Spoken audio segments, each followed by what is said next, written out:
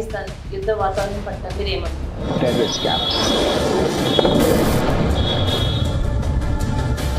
Government కానీ department వాళ్ళు కానీ కొన్ని యాప్స్ మనకి ప్రజల కోసం అందుబాటులోకి తీసుకురావడం జరిగింది. కానీ చాలా వరకు చాలా మందికి యాప్స్ని ఎలా యూజ్ చేయాలన్నది చాలా వరకు తెలియదు సార్ కొంతమందికి. ఒకవేళ మనం ఆ యాప్స్ని యూజ్ చేసుకోవాలంటే అసలు మనం ఏం చేయాలి, ఎలా చేయాలని? ఒక్కొక్క యాప్ ఒక్కొక్క డిఫరెంట్ వర్షన్లో ఉంటుంది. అది పబ్లిక్ యాక్సెస్ ఉన్నది, పబ్లిక్ యూజ్ ఉన్నది అయితే తప్పకుండా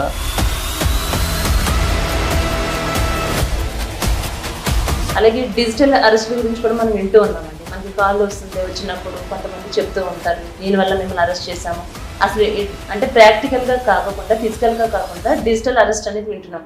అసలు డిజిటల్ అరెస్ట్ అంటే ఏంటి sir? From new Delhi CBI. अरे सर हेलो सर, अरे सर बंद कर लिया आपने सर। मैं बोल रहा हूँ ये जो नंबर 9891 और इस नंबर को पाया गया है इलीगल एक्टिविटी। बस right now you are the suspect. ఎందుకంటే బెట్టింగ్స్ అని ఇట్లాంటి యాప్స్ వీటి వల్ల ప్రాణాలు కోల్పోవడం కూడా మనం చూస్తున్నాం కదా సార్. దానివల్ల ఫ్యామిలీస్ మొత్తం సఫర్ అవుతున్నాయి, వాళ్ళ లైఫ్స్ మొత్తం స్పాయిల్ అయిపోతున్నాయి. వాళ్ళని కూడా మీరు అంటే ఎట్లా తీసుకోవాలని చెప్తారు? ఎలాంటి కేరింగ్ ఉండాలి, ఇలాంటి వాటికి అడిక్ట్ అవ్వకుండా ఉండాలంటే ఏం చేయాలంటే?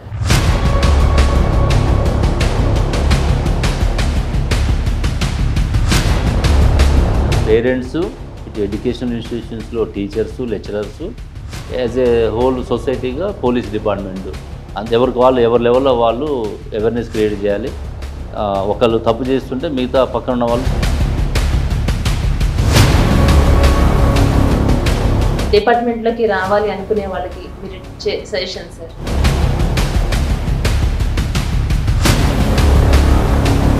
జనరల్గా ఏంటంటే బయటికి చూసేదే మాత్రమే పబ్లిక్ అబ్జర్వ్ చేస్తుంది, ఇది బాగుంటుంది, ఇది హీరో లాగా ఉంటుంది అని. రిస్కీ కూడా ఉంటుంది.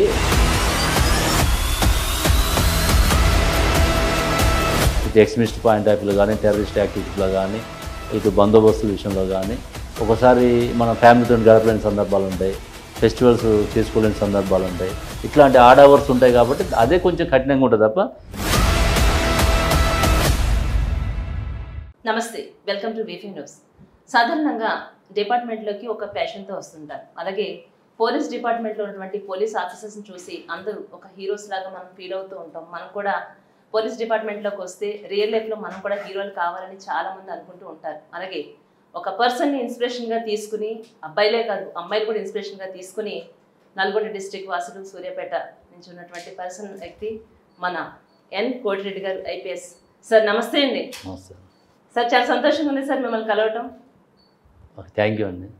సార్ ఎందుకని అడగండి, అంటే సాధారణంగా ఒక ఇన్స్పిరేషన్గా డిపార్ట్మెంట్లోకి రావాలి అంటే అబ్బాయిలు ఇన్స్పిరేషన్గా తీసుకుంటారు, లేడీస్ కూడా మిమ్మల్ని ఇన్స్పిరేషన్గా తీసుకుని మీ జిల్లాలోనే కాదు ఓవరాల్గా తెలంగాణలో కూడా చాలామంది మిమ్మల్ని ఇన్స్పిరేషన్గా తీసుకుని లేడీస్ కూడా డిపార్ట్మెంట్లోకి వచ్చినటువంటి సందర్భాలు ఉన్నాయి.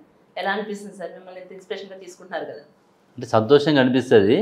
అంటే మనం వే ఆఫ్ లైఫ్ స్టైల్ని బట్టి మనం డిపార్ట్మెంట్కి వచ్చిన తర్వాత మనం చేస్తున్నటువంటి పని కావచ్చు, దాని మీద వాళ్ళకి ఇంట్రెస్ట్ కావచ్చు, మన నియరెస్ట్ ప్లేస్లో ఉన్న వాళ్ళు ఇన్స్పిరేషన్ తీసుకోవడంలో తప్పలేదు. మనం కూడా ఈ స్టేజ్కి వచ్చినామంటే ఎంతోమందిని ఇన్స్పిరేషన్ తీసుకుని వచ్చి ఉంటాం కాబట్టి ఇది కంటిన్యూస్ ప్రాసెస్ అని చెప్పుకోవాలి. అంటే డిపార్ట్మెంట్ పర్సన్ ఒక డిపార్ట్మెంట్ లాగానే బిహేవ్ చేయకుండా మీరు మహబూబాబాద్లో కూడా ఒక 5 years వరకు మీరు అక్కడ వర్క్ చేయడం జరిగింది. అక్కడ ఉన్నటువంటి ప్రజలందరూ కూడా అసలు పోలీస్ స్టేషన్ అంటే భయపడుతూ ఉంటారు, భయాందోళన గురి అవుతుంటారు. అలాంటి ఏరియాలో మీరు వాళ్ళ ఇంటి సొంత మనిషిలాగా అవడం, ఫ్యామిలీ మెంబర్ లాగా మిమ్మల్ని ట్రీట్ చేయడం ఎన్నో సందర్భాలు చూసినటువంటివి ఉన్నాయి. అక్కడ మీకు ఎలా అనిపిస్తుంది సార్ వాళ్ళతో రిలేషన్? అంటే నేను 5 years చేయడం వల్ల లాంగ్ టెన్యూర్ ఉన్నా కాబట్టి వాళ్ళకి ఒక ఇంటి మనిషిలాగా అనిపించి ఉండొచ్చు. తర్వాత ప్రతి ఇష్యూలో కూడా సోషల్ ఇష్యూస్ కావచ్చు, చట్టపరమైన లీగల్ ఇష్యూస్ కావచ్చు, ప్రతి దాంట్లో కూడా మనం ప్రాంప్ట్గా రెస్పాండ్ కావడము, ప్రతి విజిటర్ మన దగ్గరికి వచ్చినప్పుడు పిటిషనరు వాళ్ళని పాజిటివ్గా మనం రెస్పాండ్ కావడం కావచ్చు. అంటే సమస్యని ఇన్నప్పుడు ఏంటంటే మనం సానుకూలంగా ఇంటుంటే వాళ్ళకి ఒక సగం ప్రాబ్లం సాల్వ్ అయినట్టు వాళ్ళకి అనిపిస్తుంటుంది.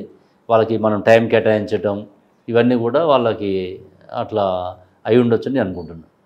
అంటే కోటిరెడ్డి గారు పోలీస్ డిపార్ట్మెంట్లోకి రావాలని ఎవరైనా మీరు కూడా ఒక ఇన్స్పిరేషన్గా తీసుకుని వచ్చారా, లేకుంటే డిపార్ట్మెంట్లోకి రావాల్సి వచ్చిందా, మీరు కావాలని వచ్చారా? అంటే నాకు యూనిఫామ్ సర్వీస్ అంటే ఫస్ట్ నుంచి కూడా నాకు ఇంట్రెస్ట్ ఉన్నది. అందులో భాగంగానే నేను రావడం జరిగింది. దీనికి ముందు నేను గవర్నమెంట్ టీచర్గా ఒక 6-7 ఇయర్స్ పనిచేసిన తర్వాత మళ్ళీ గ్రూప్ 1 నోటిఫికేషన్లో డిఎస్పీ సెలెక్ట్ కావడం జరిగింది. ఓకే అంటే బేసికల్గానే నాకు యూనిఫామ్ సర్వీస్ అంటే ఇంట్రెస్ట్ తోటి రావడం జరిగింది. Okay okay. అంటే ఫ్యామిలీ బ్యాక్గ్రౌండ్లో ఎవరు లేరు? ఎవరు లేరు. ఎవరు లేరు. సరే, ఇన్ని డిఫరెంట్ ప్లేసెస్లో మీరు వర్క్ చేస్తున్నారు కదా, ఒక్కొక్క ప్లేస్లో ఎన్నో రకాల కేసెస్ మీరు చూసే ఉండుంటారు. మీరు ఇష్టపడినటువంటి కేసెస్ కానీ కొన్ని అంటే ఇలాంటి సిచ్యువేషన్స్ ఇది మనం చేయగలమా అయినా కూడా మీరు చేయగలిగినటువంటి కొన్ని ఉంటాయి కదా సార్, అవి మాకోసం. అంటే జనరల్గా మనం ఇష్టపడదంటూ ఏముండదు డిపార్ట్మెంట్లో. ప్రతి కేసును కూడా మనం సీరియస్గా తీసుకొని ఇన్వెస్టిగేషన్ చేస్తూనే ఉంటాం. అంటే మేము యాజ్ ఏ ఆఫీసర్గా సెలెక్ట్ అయ్యి వచ్చినాం కాబట్టి డిఎస్పీ ర్యాంక్ నుంచి అంటే పర్సనల్ ఇన్వెస్టిగేషన్ అనేది తక్కువ ఉంటుంది. జనరల్గా డిఎస్పీకి సెలెక్ట్ అయినప్పుడు SC/ST కేసులు, తర్వాత డబుల్ డెత్ కేసులు, ఇంతకుముందు స్టార్టింగ్లో IT act, information technology act ఇవి ఉండేది. తర్వాత ప్రమోషన్ వచ్చి అడిషనల్ SP అయిన తర్వాత SP అయిన తర్వాత DCP అయిన తర్వాత మనం మానిటరింగ్ ఎక్కువ ఉంటుంది, సూపర్విజన్ ఎక్కువ ఉంటుంది. మేము టాస్క్ ఫోర్స్ కూడా హైదరాబాద్ సిటీలో టాస్క్ ఫోర్స్లో కూడా 3 ఇయర్స్ పనిచేయడం జరిగింది. అప్పుడు ఎక్కువ కొంచెం ఛాలెంజింగ్ కేసులు ఎక్కువ వచ్చేది. ఈ రౌడీస్ మీద కానీ, తర్వాత ఈ ఇంటర్స్టేట్ క్రిమినల్స్ గ్యాంగ్స్ మీద కానీ, NDPS యాక్టు అంటే గాంజా రిలేటెడ్ వీటన్నిటి మీద కూడా ఎక్కువ మనం డెప్త్గా ఇన్వెస్టిగేట్ చేసేవాళ్ళం. అలాగే భారత్ పాకిస్తాన్ యుద్ధ వాతావరణం పట్ల మీరు ఏమంటారు? అంటే ప్రజలు ఏ విధంగా అప్రమత్తంగా ఉండాలి అంటారు? అంటే అది సెన్సిటివ్ మ్యాటర్ కాబట్టి అది మా శాంతి భద్రతల వరకే మన స్టేట్ పోలీస్ పాలసీ. ఎక్కడన్నా వైటల్ ఇన్స్టాలేషన్ ఉన్న దగ్గర, తర్వాత ఈ ఆర్మీ ఉన్న దగ్గర, ఎయిర్ ఫోర్స్ స్టేషన్ ఉన్న దగ్గర కొంచెం కోఆర్డినేషన్ మెయింటైన్ చేస్తాం. సెక్యూరిటీ పాయింట్ ఆఫ్ వ్యూలో మా వంతు కూడా మేము పబ్లిక్కి అలర్ట్ చేయడం జరుగుతున్నది. నిన్న కూడా సివిల్ డిఫెన్స్ మాక్ డ్రిల్ చేయడం జరిగింది. రెగ్యులర్గా వాళ్ళతో ఇంటరాక్ట్ కావడము, మా అసిస్టెంట్స్ ఏమైనా రిక్వైర్మెంట్ ఉన్న దగ్గర వాళ్ళకి సపోర్ట్ చేయడము జరుగుతుంది. సార్, అలాగే చిన్నతనం నుంచి కూడా చిన్నపిల్లలు అయి ఉండే డ్రగ్స్కి అలవాటు పడుతున్నారు చాలామంది. ఈ విషయంలో అంటే మీరు వాళ్ళకి పేరెంట్స్ విషయంలోనే కానీ ఎలాంటి జాగ్రత్తలు తీసుకోవాలి అని మీరు చెప్పదలుచుకున్నారు సార్? అంటే జనరల్గా మేము ప్రతి ప్రెస్ కాన్ఫరెన్స్లో కూడా అప్పీల్ చేస్తూనే ఉన్నాం పేరెంట్స్ని కానీ సొసైటీని కానీ. మోరోవర్ మనం కాలేజెస్కి కూడా మేము అవేర్నెస్ క్యాంప్స్ కండక్ట్ చేయడం జరుగుతున్నది. మా లెవెల్లో కానీ, ACP లెవెల్లో, ఇన్స్పెక్టర్ లెవెల్లో. ఇదేంటంటే బాగా మనకి ఈజీగా ఇంతకుముందు ఆంధ్రప్రదేశ్ బోర్డర్లో ఇది యాక్సెస్ ఎక్కువ సోర్స్ దొరకటము, కొంతమంది మీడియేటర్సు, కొంతమంది కమర్షియల్గా దాని మీద డిపెండ్ అయ్యి ఒక మార్కెటింగ్ చేసుకోవడం వల్ల ఎక్కువ మంది దానికి అలవాటు కావడం జరిగింది. అయినా కూడా మనం పేరెంట్స్కి ఎప్పటికప్పుడు ఇది మంచిది కాదు సొసైటీకి, వాళ్ళు కూడా వాళ్ళ యొక్క బిహేవియరల్ ఆస్పెక్ట్స్ మీద అబ్జర్వ్ చేయమని చెప్తున్నాం. ఇక్కడ ఎడ్యుకేషనల్ ఇన్స్టిట్యూషన్స్లో కూడా వాళ్ళకి ఈ అబ్జర్వ్ చేయమని చెప్తున్నాం. యాంటీ నార్కోటిక్ సెల్ పెట్టిన తర్వాత కూడా మన స్టేట్ నుంచి దాని మీద బాగా ఇంపాక్ట్ ఉంటుంది. దీని మీద స్పెషల్ టీమ్స్ కూడా ఎన్ఫోర్స్మెంట్ కూడా బాగా ఫోకస్ చేయడం జరుగుతుంది. అంటే స్టూడెంట్స్ కావచ్చు, యూత్ కావచ్చు, ఇచ్చే సజెషన్స్ ఏమంటారు సార్? ఈ విషయంలో ఎలాంటి జాగ్రత్తగా వాళ్ళు ఉండాలంటారు? అంటే జనరల్గా ఎవరు కూడా దీనికి ఎడిక్ట్ కావద్దని చెప్తున్నాము. దీనివల్ల చాలా పర్యవసనాలు ఉంటాయి. పేరెంట్స్ మీ మీద ఎన్నో నమ్మకం పెట్టుకొని, మీ యొక్క కెరీర్ మీద, భవిష్యత్తు మీద దృష్టిలో పెట్టుకొని మీ మీద చాలా ఖర్చు పెట్టి ఒక మంచి సిటిజన్గా తయారు చేయాలని చెప్పేసి ఇటు సొసైటీ కోరుకుంటుంది, అటు పేరెంట్స్ కోరుకుంటున్నారు. మధ్యలో చెడు వ్యసనాలకి, చెడు అలవాట్లకి, చెడు స్నేహాలకి అలవాటు పడి అదేదో హీరోయిజం అనో లేకపోతే ఇంకేదో దాంట్లో ఒక ఎనర్జీ వస్తుందనే దాంట్లో కొంతమంది ఈ సోషల్ మీడియా కూడా అక్కడక్కడ చూసుకొని యూట్యూబ్లలో చూసి దానికి వ్యసనాలకి గురి అవుతుంది. అట్లా కావద్దు. మీ యొక్క బంగారు భవిష్యత్తుని నాశనం చేసుకోవద్దు. ఒకవేళ అట్లా చేసుకుంటే అటు పేరెంట్స్, ఇటు కుటుంబము, సొసైటీ మీద మీ యొక్క ఎఫెక్ట్ పడుతుంది. At the same time police కూడా ఎన్ఫోర్స్మెంట్ చేసినప్పుడు మీ మీద కేసులు అవుతాయి. తర్వాత మీ భవిష్యత్తు కూడా దాంట్లో ఎఫెక్ట్ అవుతుంది. రేపు ఏదైనా పాస్పోర్ట్ కావాలన్నా, వీసా కావాలన్నా, ఏదైనా సాఫ్ట్వేర్ జాబ్లో ప్రమోట్ కావాలన్నా కూడా ఇవన్నీ మీకు ఒక రెడ్ మార్క్ లాగా ఉండిపోతాయని చెప్పేసి వాళ్ళకి తెలియజేస్తుంది. అలాగే మహిళల పట్ల ఎన్నో అటాక్స్ జరుగుతున్నాయి. ఒంటరి మహిళల పట్ల మనం చూస్తూ ఉన్నాం. చైన్ స్నాచింగ్స్ అంటే గతంతో పోలిసి ఇప్పుడు కొంచెం తగ్గినాయని మనం అనుకోవచ్చు. ఎట్లాంటప్పుడు మహిళలు ఎలాంటి జాగ్రత్తలు వాళ్ళు పాటించాలంటారు? అంటే మహిళలు ఎప్పుడు కూడా జాగ్రత్తలు పాటిస్తూనే ఉన్నారు. కొంతమంది క్రూరంగా ప్రవర్తించే వాళ్ళు, అన్సోషల్ ఎలిమెంట్స్, సడన్గా వాళ్ళు ఏదైనా డ్రంకన్ స్టేట్లో ఉన్నప్పుడు కావచ్చు, ఇట్లాంటి డ్రగ్స్ తీసుకున్నప్పుడు కొంత వాళ్ళ మీద అటాక్స్ జరుగుతున్నాయి. వాటి మీద ఎప్పటికప్పుడు కూడా మనం పోలీసు అప్రమత్తంగా ఉంటున్నాం. అట్లాంటి వాళ్ళ మీద యాక్షన్ కూడా స్ట్రింజెంట్గా తీసుకుంటున్నాం. వాళ్ళకి శిక్షలు పడే విధంగా కూడా చేస్తున్నాం. ఏదన్నా మీకు అనుమానితులు ఎవరైనా అనిపిస్తే ఇమీడియట్గా మనకి డయల్ 100 ఉంది. నియరెస్ట్ పోలీస్ స్టేషన్లో కూడా మనం కంప్లైంట్ చేస్తే వాళ్ళ మీద యాక్షన్ తీసుకుంటూ వాళ్ళకి రక్షణ కూడా కల్పించడం జరుగుతుంది. అలాగే హిడెన్ కెమెరాల విషయానికి వస్తే మనం కనుక సార్, అంటే షాపింగ్ మాల్స్ కావచ్చు, రకరకాల పబ్లిక్ ప్లేసెస్లో లేడీస్కి సేఫ్టీ లేకోకుండా హిడెన్ కెమెరాస్ పెట్టడం మనం చూస్తున్నాం. రీసెంట్గా మనం చూసాం మల్లారెడ్డి గారి వాళ్ళ హాస్టల్లో కూడా అది ఎంత హత్యలైందో ఆ విషయం కూడా మీకు తెలుసు. ఈ కెమెరాల విషయంలో ఇలాంటి వాటిలో అసలు దాన్ని మనం ఎలా గెస్ చేయాలంటారు? లేడీస్ ఎక్కడైనా ఒక ప్లేసెస్కి మనం వెళ్తున్నప్పుడు ఎలాంటి జాగ్రత్తలు తీసుకోవాలి, అక్కడ కెమెరాలు ఉన్నాయా లేదా అని మనం ఎలా అబ్జర్వ్ చేయాలంటారు? అంటే జనరల్గా మనమే సీసీ కెమెరాలు ఎక్కువ మొత్తంలో పెట్టుకోమండి సేఫ్టీ పరంగా, సెక్యూరిటీ పరంగా చెప్పడం జరుగుతున్నది. మన ఎస్టాబ్లిష్మెంట్స్ కానీ కమ్యూనిటీ పరంగా కానీ.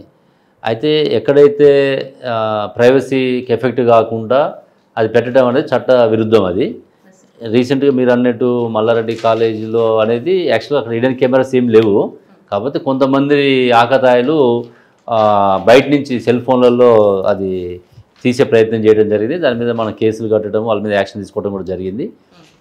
మహిళలు కూడా కానీ ఎవరైనా సరే ఈ ప్రైవసీ పర్సనల్ ప్లేసెస్లో అట్లాంటివి ఉంటే మా నోటీస్కి తీసుకొచ్చి తప్పకుండా వాళ్ళ మీద యాక్షన్ తీసుకుంటాం. ఎస్టాబ్లిష్మెంట్స్ కూడా మేనేజ్మెంట్కి కూడా వాళ్ళకి స్ట్రాంగ్ వార్నింగ్ ఇవ్వడం జరుగుతున్నది. వాళ్ళకి కూడా ఎప్పటికప్పుడు ఇన్స్ట్రక్షన్స్ కూడా మనం ఇవ్వడం జరుగుతున్నది అట్లాంటి ప్లేస్లో పెట్టుకోవద్దని. Okay sir. అలాగే గవర్నమెంట్ కానీ డిపార్ట్మెంట్ వాళ్ళు కానీ కొన్ని యాప్స్ని మనకి ప్రజల కోసం అందుబాటులోకి తీసుకురావడం జరిగింది. కానీ చాలా వరకు చాలా మందికి యాప్స్ని ఎలా యూజ్ చేయాలన్నది చాలా వరకు తెలియదు సార్ కొంతమందికి. ఒకవేళ మనం యాప్స్ని యూజ్ చేసుకోవాలంటే అసలు మనం ఏం చేయాలి, ఎలా చేయాలన్నది మీ ద్వారా మా వీడియోస్ ప్రేక్షకులకు. అంటే ఒక్కొక్క యాప్ ఒక్కొక్క డిఫరెంట్ వర్షన్లో ఉంటుంది. అది పబ్లిక్ యాక్సెస్ ఉన్నది, పబ్లిక్ యూజ్ ఉన్నది అయితే తప్పకుండా గవర్నమెంట్ తరపున ఇటు పోలీస్ డిపార్ట్మెంట్ తరపున మన అవేర్నెస్లు క్రియేట్ చేస్తుంటాం. వాళ్ళకి హ్యాండ్స్ ఆన్ ప్రాక్టీస్ చేపిస్తుంటాం. ఇప్పుడు సాధ్యమైనంత వరకు అన్నీ కూడా ఏదైనా వాళ్ళ అప్లికేషన్స్ కూడా మీ సేవలో చేసుకోమని చెప్తున్నాం. చిన్న చిన్న యాప్స్ మీద కూడా ఇవాళ రేపు ప్రతి ఒక్కరికి ఈ సెల్ ఫోను, స్మార్ట్ ఫోన్ వచ్చిన తర్వాత ఆటోమేటిక్గా వాళ్ళు యూటిలైజేషన్ పెరిగింది. మేము కూడా దాని మీద అవేర్నెస్ క్రియేట్ చేస్తుంటాం. అలాగే డిజిటల్ అరెస్ట్ల గురించి కూడా మనం వింటూ ఉన్నామండి. మనకి కాల్ వస్తుంది, వచ్చినప్పుడు కొంతమంది చెప్తూ ఉంటారు దీనివల్ల మిమ్మల్ని అరెస్ట్ చేశాము. అసలు అంటే ప్రాక్టికల్గా కాకుండా ఫిజికల్గా కాకుండా డిజిటల్ అరెస్ట్ అనేది వింటున్నాం. అసలు డిజిటల్ అరెస్ట్ అంటే ఏంటి సార్? అంటే జనరల్గా ఏం చేస్తారంటే వాళ్ళు ఒక ఫోన్లలో మెసేజ్ పంపడము, మీకు సంబంధించిన వాళ్ళు ఇక్కడ అరెస్ట్ అయ్యారని, తర్వాత మీరు అమౌంట్ పే చేయాలని చెప్పేసి, మీ పిల్లవాడు డ్రగ్స్కి అడిక్ట్ అయ్యిందని చెప్పేసి ఇట్లా రకరకాలుగా వాళ్ళు మెసేజ్లు పంపించి ఒక సైబర్ క్రైమ్లో ఇది ఒక భాగం. ఇది ఎవరు కూడా అట్లాంటి వాటికి భయభ్రాంతులకు గురి కాకుండా నియరెస్ట్ పోలీస్ స్టేషన్లో కానీ, nearest cyber crime police station కానీ మీరు అప్రోచ్ అయితే మీకు న్యాయం జరిగే అవకాశం ఉంటుంది. అలాగే ఈ సైబర్ నేరాలు ఏమైతే ఉన్నాయో మీ దృష్టికి చాలా కంప్లైంట్స్ వచ్చే ఉంటాయి సార్. అంటే మనకి ఈ ఫేస్బుక్లో మనం హ్యాక్ చేయడం కానీ, మన అకౌంట్స్లో అమౌంట్స్ పోతున్నాయని కానీ ఇట్లాంటి చాలా రకాలుగా వస్తూ ఉంటాయి. వీటి విషయంలో కూడా ఎలాంటి జాగ్రత్తలు తీసుకోవాలంటారు? అంటే ఎప్పటికప్పుడు వీటి మీద మనం అవేర్నెస్ క్రియేట్ చేస్తున్నాం. ఇప్పుడు 1930 మన కాల్ ఉంది, దాన్ని ఏమంటాం మనం 1930లో ఎన్సీఆర్పి పోర్టల్ ఉంది. డైరెక్ట్గా నేషనల్ వైడ్గా ఎవరికైనా సరే ఇట్లాంటి మోసపోతే సైబర్ క్రైమ్ అంటాం దీన్ని. సైబర్ క్రైమ్లో కనుక ఇట్లా అమౌంట్ తెలియకుండా అందులో మిస్ అయితే ఎన్సీఆర్పి పోర్టల్లో కనుక వితిన్ 24 అవర్స్లో అందులో మనం కంప్లైంట్ చేస్తే ఆ అమౌంట్ని మనం వెనక్కి తీసుకురావడానికి అవకాశం ఉంటుంది. పుట్ ఆన్ హోల్డ్ కనుక ఉంటే దాన్ని వెనక్కి తీసుకురావడానికి అవకాశం ఉంటుంది. త్రూ కోర్టు ద్వారా మనం వాళ్ళకి హ్యాండ్ ఓవర్ చేయొచ్చు. ఎవరు కూడా మెయిన్ ఏంటంటే ఇది ఇంతకుముందు తెలియని వాళ్ళు ఎక్కువ చేసేవాళ్ళు, ఇప్పుడు తెలిసిన వాళ్ళు కూడా చేస్తున్నారు. ఇందులో చదువుకున్న వాళ్ళు, ఎంప్లాయీస్ కూడా మోసపోవడం జరుగుతున్నది. అంటే తక్కువ ఈజీగా మనీ వస్తుందనో వాటికి అట్రాక్ట్ అయ్యి చేయడం జరుగుతున్నది. అది సైబర్ క్రైమ్లో వాళ్ళు అట్లా మోసపోకుండా ఉండాలంటే మీరు ఎన్సీఆర్పి పోర్టల్ కానీ 1930 కానీ కాల్ చేసి ఇమీడియట్గా వాళ్ళకి జస్టిఫికేషన్ జరిగే అవకాశం ఉంటుంది. ఎందుకంటే ఈ బెట్టింగ్స్ అని ఇట్లాంటి యాప్స్ వీటి వల్ల ప్రాణాలు కోల్పోవడం కూడా మనం చూస్తూ ఉన్నాం కదా సార్. దానివల్ల ఫ్యామిలీస్ మొత్తం సఫర్ అవుతున్నాయి, వాళ్ళ లైఫ్స్ మొత్తం స్పాయిల్ అయిపోతున్నాయి. వాళ్ళని కూడా మీరు అంటే ఎట్లా తీసుకోవాలని చెప్తారు? ఎలాంటి కేరింగ్ ఉండాలి, ఇలాంటి వాటికి అడిక్ట్ అవ్వకుండా ఉండాలంటే ఏం చేయాలంటే? అంటే వీటన్నిటికి కూడా ఏంటంటే అటు పేరెంట్స్, ఇటు ఎడ్యుకేషన్ ఇన్స్టిట్యూషన్స్లో teachers, lecturers, as a whole సొసైటీగా పోలీస్ డిపార్ట్మెంటు ఎవరికి వాళ్ళు ఎవరి లెవెల్లో వాళ్ళు అవేర్నెస్ క్రియేట్ చేయాలి. ఒకళ్ళు తప్పు చేస్తుంటే మిగతా పక్కన ఉన్న వాళ్ళు దాన్ని కరెక్షన్ చేసేటట్టుగా ఉండాలి. మా వంతుగా అంటే మేము కూడా ఎడ్యుకేషన్ ఇన్స్టిట్యూషన్ పోయి వాటి మీద కూడా అవేర్నెస్ క్రియేట్ చేయడం జరుగుతుంది. సార్ మీరు ఎంతో కృషి చేస్తున్నారు ఇన్ని ఇయర్స్లో. మీరు డిఫరెంట్ ఆంధ్ర తెలంగాణ 2 రాష్ట్రాలు ఒకటిగా ఉన్నప్పుడు కూడా మీరు వర్క్ చేయడం జరిగింది. మీరు చేసినటువంటి కృషి గురించి మేము తెలుసుకోవాలనుకుంటున్నాం. పర్టికులర్గా చాలా చేస్తున్నారు, అందులో మీరు సాటిస్ఫై అయినటువంటిది అంటే అట్లా కృషి అంటే ఇది కంటిన్యూస్ ప్రాసెస్. మనం జాబ్ చేస్తున్నాం, మనం ఏదో సర్వీస్ అనేది మన శాలరీ తీసుకుంటున్నాం, డిపార్ట్మెంట్లో ఇంట్రెస్ట్ ఉండి వచ్చినాం కాబట్టి మన డ్యూటీ మన బాధ్యత మనం చేయాల్సిందే. అందులో భాగంగానే మనం డిఎస్పీ ర్యాంకులు ఉన్నప్పుడు చేయాల్సినవి చేసినాం, అడిషనల్ ఎస్పీగా చేయాల్సినవి చేసినాము. నేను ట్రాఫిక్లో పనిచేసాను, టాస్క్ ఫోర్స్లో పనిచేసినాను, మహబూబాద్ ఎస్పీగా, వికారాబాద్ ఎస్పీగా, ఇప్పుడు మేడ్చల్ డీసీపీగా పనిచేస్తున్నా. ఎక్కడ పనిచేసినా కూడా సిటిజన్కి మనం ఎంతవరకు న్యాయం చేస్తున్నాం, వాళ్ళ పిటిషన్స్ ఎంతవరకు మనము రిసీవ్ చేసుకుంటున్నాం, కింది స్థాయి సిబ్బందితో ఏ విధంగా మనం పని చేపిస్తున్నాం అనేది ఎప్పటికప్పుడు మానిటర్ చేస్తూ మా తప్పులు ఏమైనా ఉంటే రెక్టిఫై చేసుకుంటూ జనరల్గా సొసైటీకి కానీ సిటిజన్స్ కానీ మన సర్వీసెస్ ఎంత ఎఫెక్టివ్గా మనం యూటిలైజ్ చేస్తున్నాం అనే దాని మీదనే మా ఫోకస్ ఉంటుంది. అంటే మీరు చేసిన దాంట్లో ఎక్కువ శాతంగా మీరు ఫోకస్ ఎక్కువ అంటే దొంగతనాల విషయంలోనే కానీ ప్రాపర్టీస్ విషయంలోనే కానీ ఎక్కువగా మీరు వాటిని ఎక్కువగా చూసుకుంటూ ఉండేవారని విన్నాం సార్. అంటే ఇక 360 డిగ్రీస్లో ఉంటుంది మనకి. ఎక్కువ క్రైమ్ దేని మీద జరుగుతుందో చూసుకొని ఆ క్రైమ్ అనాలిసిస్ చేసుకుంటూ సొసైటీకి ఏది ఎఫెక్ట్ ఎక్కువ అవుతుందో చూసుకుని, ఇప్పుడు దొంగతనాలు ఉన్నాయి, అది సొసైటీకి ఎఫెక్ట్ అవుతుంది, సొసైటీ భయపడుతుంది కాబట్టి ఆ దొంగతనాల విషయంలో కావచ్చు, చైన్ స్నాచింగ్స్ విషయంలో కావచ్చు, క్రైమ్ అగేన్స్ట్ ఉమెన్లో కావచ్చు, ఇట్లాంటి వాటి మీద మా ఫోకస్ ఎక్కువగా ఉంటుంది. అలాగే ఓల్డ్ సిటీలో 3.5 years 4 years వరకు మీరు ఒక ఛాలెంజింగ్ ఏరియాలో మీరు వర్క్ చేశారు. ఒక్క మెమరబుల్ కేసు గురించి చెప్పండి సార్. అంటే దాదాపు మనము చేసి కూడా 10 years అయిపోయింది. అంటే మన ముందున్న వాళ్ళు చాలామంది చేశారు, మన పీరియడ్లో మనకు అవకాశం వచ్చింది కాబట్టి ఆ టైంలో మనం దాన్ని సద్వినియోగం చేసుకున్నామని నేను అనుకుంటున్నా. అంతేగాని నేనేదో గొప్పగా చేసిందని అయితే నేనేం చెప్పుకోలేను. కాకపోతే ఆ టైం 3 yearsలో ఎక్కువ అప్పుడు చైన్ స్నాచింగ్స్ బాగా జరుగుతుండేది సిటీలో. వాటి మీద అప్పుడు ఉన్నటువంటి సిపి గారు మాకు మహేందర్ రెడ్డి సార్ ఉండే, సార్ ఆదేశాల మేరకు ఆ ఫోకస్ రాబరీసు, డెకాయిటీసు, ఈ రౌడీ ఎలిమెంట్స్ మీద, చైన్ స్నాచింగ్స్ మీద, ఇంటర్ స్టేట్ గ్యాంగ్స్ మీద ఎక్కువ మనం పనిచేయడం జరిగింది. డిపార్ట్మెంట్లోకి రావాలి అనుకునే వాళ్ళకి మీరు ఇచ్చే సజెషన్ సార్? అంటే ఇక్కడ స్కోప్ ఎక్కువ ఉంటుంది మనం సర్వీస్ చేయడానికి. ఒక ప్యాషన్ ఉన్నవాళ్ళు వస్తే బాగుంటుంది. ఎందుకంటే ఇది పోలీస్ డిపార్ట్మెంటు జనరల్గా ఒక హీరోయిజంగా ఫీల్ అవుతుంటారు. యూనిఫామ్ వేసుకున్నప్పుడు, సినిమాలో చూసినప్పుడు కూడా ఎక్కువ హీరోయిజం అనేది చూస్తారు. మంచిగా ఉంటుంది యాక్చువల్గా డిపార్ట్మెంట్లో చేయడం అనేది. మిగతా జాబ్స్ అంటే ఎవరి జాబ్ వాళ్ళు లైక్ చేస్తుంటారు. నేను పోలీస్లో పనిచేస్తున్నా కాబట్టి నేను ఇది లైక్ చేస్తుండొచ్చు. కానీ మంచిగా ఇంట్రెస్ట్ ఉంటుంది, ఒక ఎంజాయ్మెంట్ ఉంటుంది, ఒక సాటిస్ఫాక్షన్ అయితే ఉంటుందని చెప్పచ్చు. రిస్కీ ఉంటుంది. అదే జనరల్గా ఏంటంటే బయటికి చూసేదే మాత్రమే పబ్లిక్ అబ్జర్వ్ చేస్తుంది, ఇది బాగుంటుంది, ఇది హీరోలాగా ఉంటుందని. రిస్కీ కూడా ఉంటుంది. రిస్కీ అంటే ఏముండదు, మనం చట్టపరంగా చేసుకుంటూ పోతే రిస్క్ ఏముండదు. కాకపోతే మనం 24 hours జాబ్ ఇది.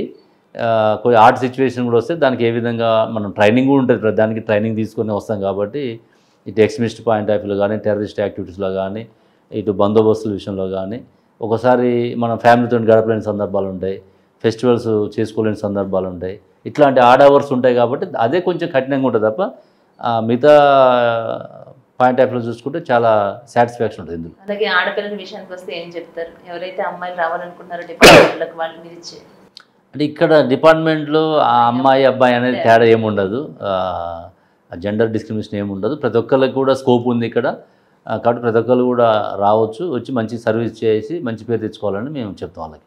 సార్ మీ పర్సనల్ విషయానికి వస్తే మీ పిల్లలు ఏం చేస్తున్నారు? అంటే నాకు 2 అబ్బాయిలు. పెద్ద బాబు ఇప్పుడు బీటెక్ ఫైనల్ ఇయర్ కంప్లీట్ అవుతుంది, చిన్న బాబు ఏమో బీబీఏ చేస్తున్నాడు, అతను కూడా ఇప్పుడు డిగ్రీ కంప్లీట్ అవుతుంది. నెక్స్ట్ వాళ్ళ కెరీర్లో వాళ్ళు వెళ్తున్నారు. మేడము హౌస్ వైఫ్ ఉంటుంది. సార్ మీ ఇష్టాలు మూవీస్ అవి చూస్తూ ఉంటారా? అట్లాంటివి బాగుంటుంది. ఇక యూనిఫామ్ ఉన్న కాబట్టి డిపార్ట్మెంట్లో చెప్పలేము, తక్కువ. జనరల్గా సాధారణ మనిషికి ఉండేటువంటి ఇంట్రెస్ట్లే మనకు కూడా ఉంటాయి.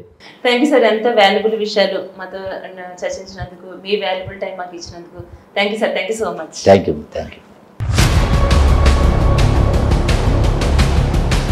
భారత్ పాకిస్తాన్ యుద్ధ వాతావరణం పట్ల మీరు ఏమంటారు?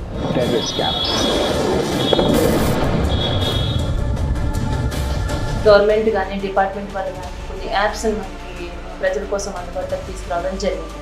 కానీ చాలా వరకు చాలా మందికి యాప్స్ని ఎలా యూజ్ చేయాలన్నది చాలా వరకు తెలియదు సార్ కొంతమందికి. ఒకవేళ మనం ఆ యాప్స్ని యూజ్ చేసుకోవాలంటే అసలు మనం ఏం చేయాలి, ఎలా చేయాలని? ఒక్కొక్క యాప్ ఒక్కొక్క డిఫరెంట్ వర్షన్లో ఉంటుంది. అది పబ్లిక్ యాక్సెస్ ఉన్నది, పబ్లిక్ యూజ్ ఉన్నది అయితే తప్పకుండా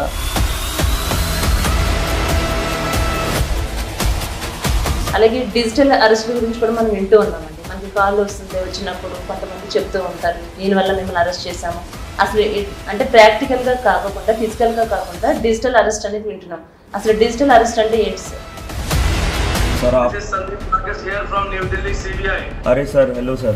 अरे सर बंद कर लिया आपने सर। मैं बोल रहा हूँ ये जो नंबर 9891 और इस नंबर को पाया गया है इलीगल एक्टिविटी। बस right now you are the suspect. ఎందుకంటే ఈ బెట్టింగ్స్ అని ఇట్లాంటి యాప్స్ వీటి వల్ల ప్రాణాలు కోల్పోవడం కూడా మనం చూస్తూ ఉన్నాం కదా సార్. దానివల్ల ఫ్యామిలీస్ మొత్తం సఫర్ అవుతున్నాయి, వాళ్ళ లైఫ్స్ మొత్తం స్పాయిల్ అయిపోతున్నాయి. వాళ్ళని కూడా మీరు అంటే ఎట్లా తీసుకోవాలని చెప్తారు? ఎలాంటి కేరింగ్ ఉండాలి, ఇలాంటి వాటికి అడిక్ట్ అవ్వకుండా ఉండాలంటే ఏం చేయాలంటే?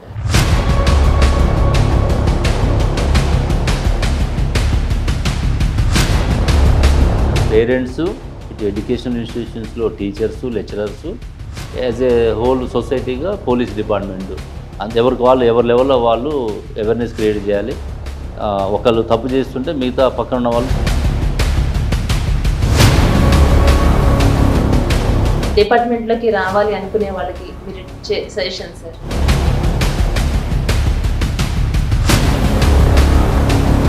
జనరల్గా ఏంటంటే బయటికి చూసేదే మాత్రమే పబ్లిక్ అబ్జర్వ్ చేస్తుంది, ఇది బాగుంటుంది, ఇది హీరో లాగా ఉంటుంది అని. రిస్కీ కూడా ఉంటుంది.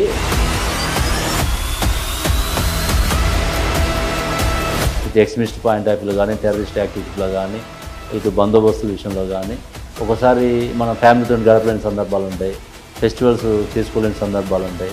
ఇట్లాంటి ఆడ్ అవర్స్ ఉంటాయి కాబట్టి అదే కొంచెం కఠినంగా ఉంటుంది తప్ప